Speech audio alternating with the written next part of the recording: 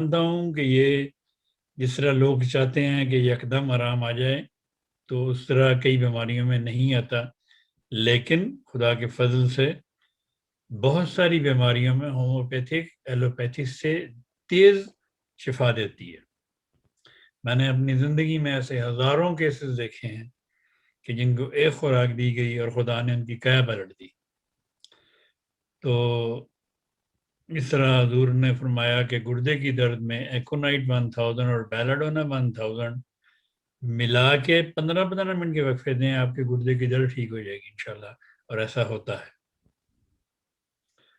اسی طرح پیٹ میں درد کے لیے، کسی کو شدید پیٹ میں درد ہے اور کوئی سمجھ نہیں آ رہی، تو اگر آپ کولوسینتھس CM میں ایک خوراک دیں تو خدا کے فضل سے پیٹ درد کو فوراً آرام آ جاتا ہے۔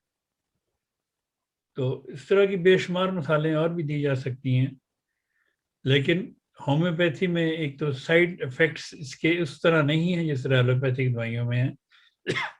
وہ حضور فرماتے تھے کہ مرسیڈیز کار کسی انجان ڈرائیور کو دے دیں تو پھر کہیں کہ اس کے سائیڈ ایفیکٹس نہیں ہیں۔ مطلب یہ تھا کہ ڈرائیور اچھا ہونا چاہیے، دوائیاں کام کرتی۔ ڈرائیور اگر اچھا ہے تو دوائیوں کو کوئی سائیڈ ایفیکٹ نہیں ہے۔ اگر ڈرائیور اچھا نہیں ہے تو دوائیوں کے بے شمار سائیڈ ایفیکٹس بھی ہو سکتے ہیں۔